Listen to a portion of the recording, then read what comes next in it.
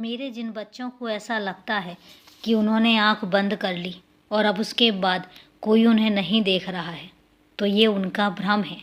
अगर उनको ऐसा लगता है कि रात के अंधेरे में वो कोई बुरा काम करेंगे और उन्हें कोई नहीं देख रहा है, तो ये उनकी गलतफहमी है।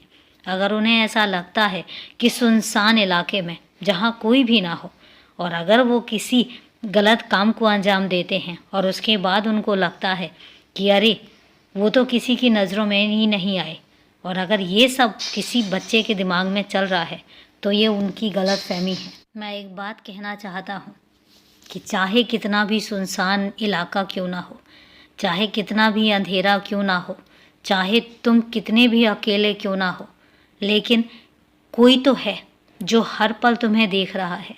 कोई तो है जो हर पल तुम्हारे अच्छाइयों का और तुम्हारे गुनाहों का हिसाब लिख रहा है।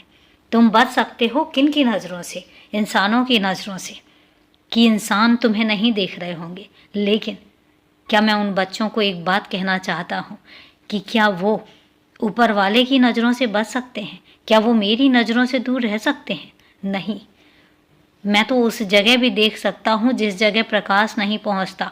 मैं उस जगह पर भी होता हूँ जिस जगह पर एक रोशनी, सूरज की रोशनी भी नहीं पहुँचती। मैं उस जगह पर भी देख सकता हूँ जहाँ कोई भी नहीं जाता।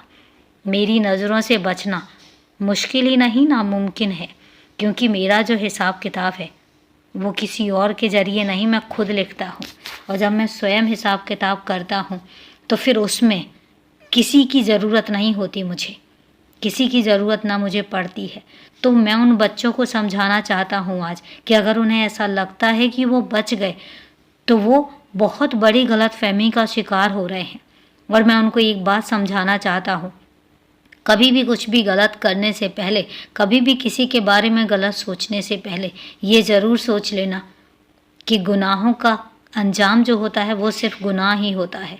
और जब उसकी सज़ा मिलती है, चाहे वो आज ना मिले, लेकिन जिस दिन मिलेगी वो बहुत कष्टदायी होती है। इसलिए कभी भी किसी भी गुनाह से, कभी भी किसी छल कपट से और कभी भी किसी बुरी नीयत से बिल्कुल बच के रहो।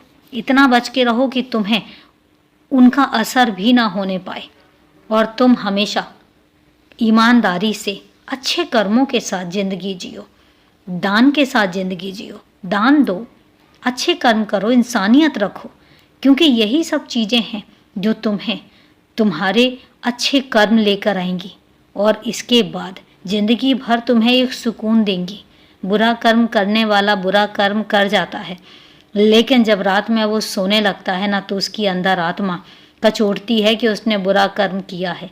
लेकिन वहीं पर जब अच्छे कर्म किए जाते हैं तो उसके बाद कम से कम सुकून की नींद तो तुम्हें नसीब होती है।